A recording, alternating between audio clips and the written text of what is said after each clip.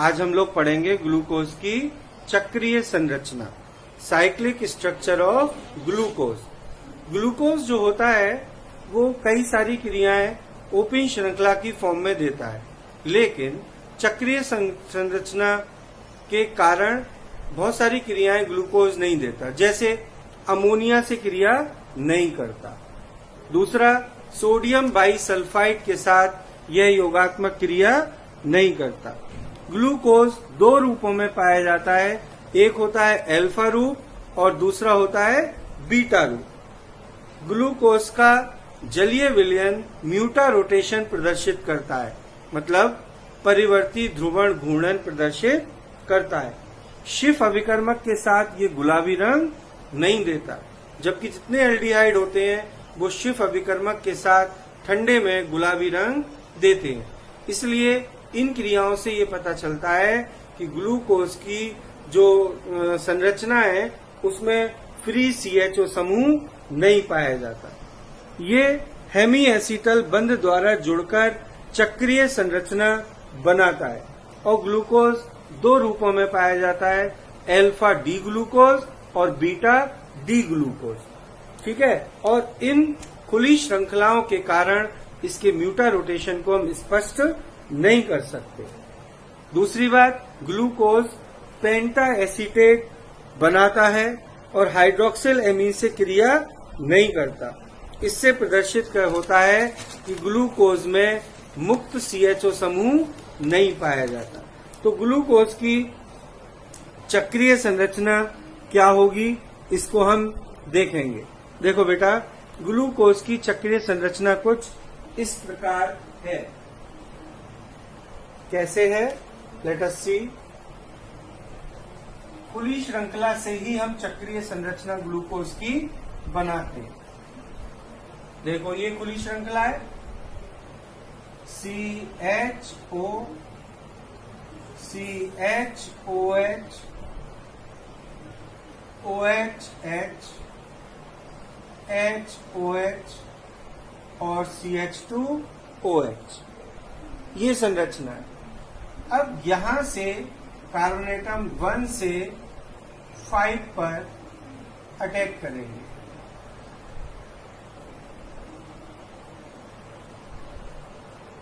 ठीक, like this. देखो,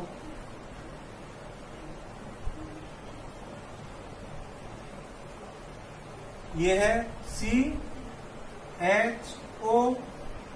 यहां का H ले जाओ, ये वाला इस O से मिला, OH, इसका एक बॉन्ड खाली होगा, CHOH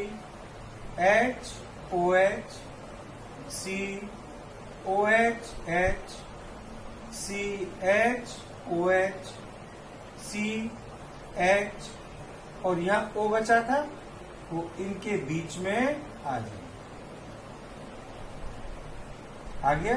और नीचे क्या है, CH2OH, इसमें H इधर है, OH इधर है, अल्फा डी प्लस ग्लूकोज।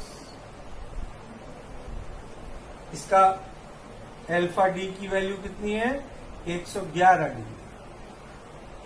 दूसरा देखो, दूसरा यही फॉर्म होगा, बस ये उधर आ जाएगा और ये इधर आ जाएगा।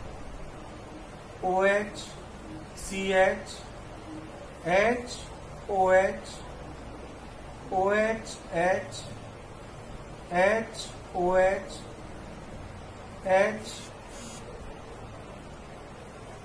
और CH2OH, ये आ गया beta D plus glucose. Beta D plus glucose, इसका अल्फा डी है प्लस 19.5 डी। ठीक है, तो ये चक्रीय संरचनाएं हैं ग्लूकोज की। ठीक है, और ये फिशर की संरचनाएं, इसकी संरचनाएं हैं फिशर की। अब ग्लूकोज की हम पढ़ेंगे पाइरेनोज संरचनाएं।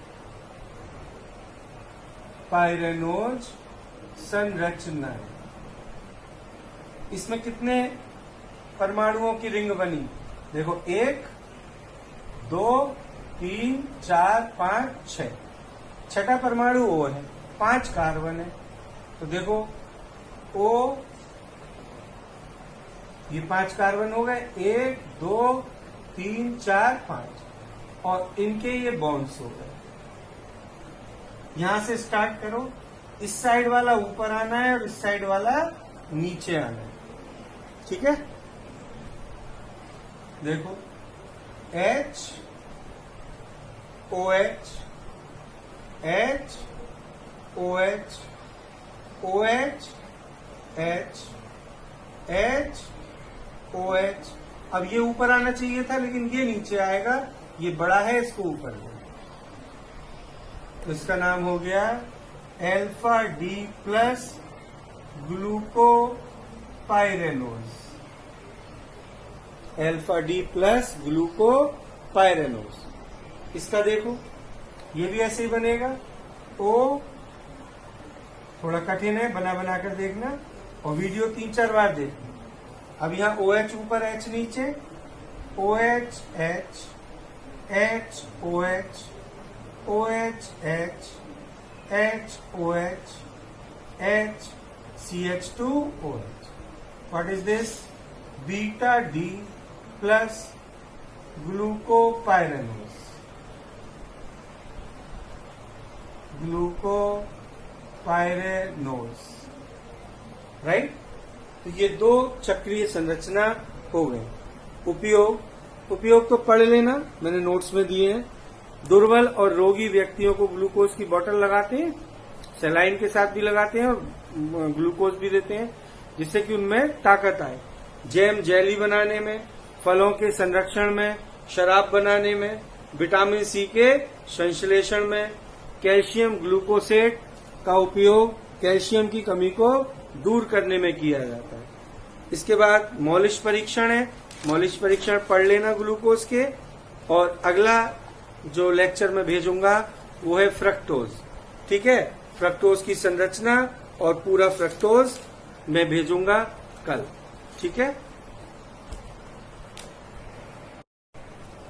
कितना एंगल है? 109 डिग्री 28 मिनट। इस तरह ये कार्बन यहाँ पर है और 4 वैलेंसी 1 2 3 4, इस तरह कार्बन की 4 वैलेंसी होती है। अब नियमों को ही आगे बढ़ाते हुए हम पहला नियम पढ़ेंगे। पहला नियम है जो हमने दिया है उसी के अकॉर्डिंग हम बता रहे हैं। ये कार्बन है, इस पर कितने OH हैं? तो मान लो ये कार्बन है, इस पर कितने OH हैं? 3। यदि एक कार्बन पर 2 OH हो या 3 हो तो ऐसा कंपाउंड अस्थायी होगा, इसमें से जल का अणु निकल जाएगा। वाटर निकला तो क्या बचा?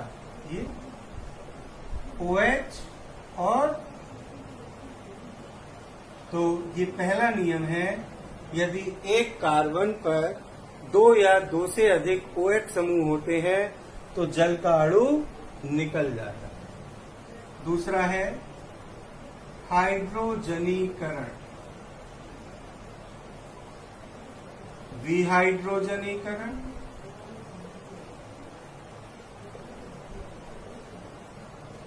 हैलोजनीकरण, विहैलोजनीकरण,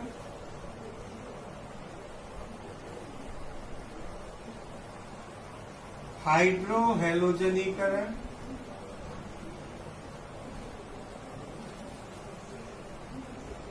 हाइड्रोहैलोजनीकरण, विहाइड्रोहैलोजनीकरण,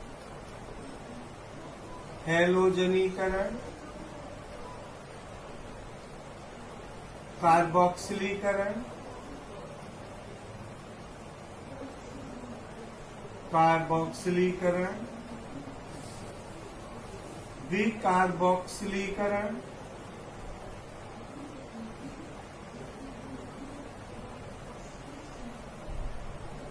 जलयोजन और निर्जलीकरण। करण, इंग्लिश में कहेंगे इसको हाइड्रोजीनेशन, डिहाइड्रोजीनेशन, हैलोजीनेशन,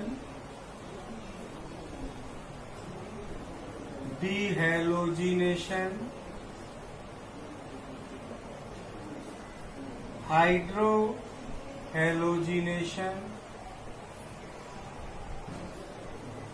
डिहाइड्रोहैलोजीनेशन, कार्बोक्सिलेशन, इंग्लिश चाहो तो छोड़ सकते हो,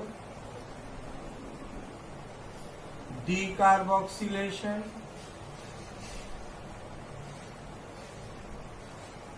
हाइड्रेशन, डिहाइड्रेशन, हाइड्रोजनेशन मतलब हाइड्रोजन का जुड़ना, डिहाइड्रोजनेशन हाइड्रोजन का निकलना, हैलोजिनेशन हैलोजन का जुड़ना, डिहैलोजिनेशन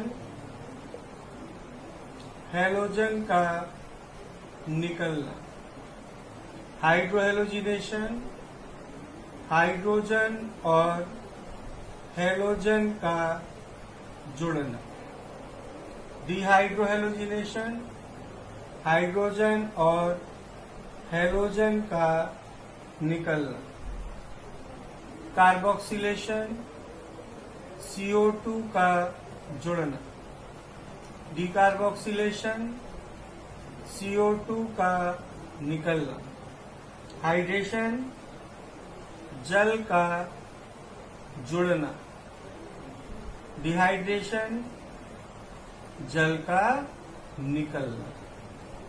ये सारी प्रोसेस है, आपको याद होना चाहिए। ठीक है, अब नेक्स्ट रूल, प्रत्येक लेन देन पे डबल एंट्री की जाती है। हमारे खाते में 3 प्रकार के नाम मात्र के खाते, व्यक्तिगत खाते में पार्टियों के खाते हैं, बैंक के बच्चे। अरे सब बच्चों को दिया खाते कौन से खाते हैं? अभी हिला दिया है। ये व्यक्तिगत खाते, मासिक खाते, नाम मात्र के खाते हैं। जैसा कौन से इसमें जो आते रहेंगे वो राकेश का खाता है, का खाता है, कंपनी का। नहीं, ये हम जो जनरल के खाते हैं, जनरल एंट्री करते हैं, जनरल एंट्री के खाते हैं। जनरल एंट्री हम किस प्रकार से करेंगे? जनरल एंट्री हर जगह कंपनी है, बैंक है, हर जगह खाता वही बनाते हैं। खाता वही है। इससे भी खाता वही बनेगा। पहले जनरल बनेगा, जनरल बनेगा, जनरल खाता वही, डेबिट और क्रेडिट का उससे फिर तलपट बनाएंगे और तलपट के बाद बैलेंस शीट बनाएंगे। डेबिट और डेबिट क्रेडिट में सर खाता वही का सब उसका जो है वो बैलेंस शीट, तलपट से बैलेंस शीट। हमारी मूर्त और अमूर्त क्या है? मूर्त संपत्तियाँ वो संपत्तियाँ होती हैं जिनका हम क्रय विक्रय कर सकते हैं और देख सकते हैं। जैसे भवन है, फर्नीचर है, मशीन है, अमूर्त जमीन है। अमूर्त संपत्तियाँ वो संपत्ति होती हैं जैसे पेटेंट है, ख्याति है और किसी कंपनी का ट्रेडमार्क हैगा, जिनका हम देख नहीं सकते, छू नहीं सकते, लेकिन हम उसको मुद्रा के रूप में कन्वर्ट कर सकते हैं। किसी ने कोई पेटेंट बेचा वो लोग कैसे कर, या किसी का काफी राइट है। हाँ, प्रत्यक्ष ये दिखाई देते हैं, ये दिखाई नहीं देते।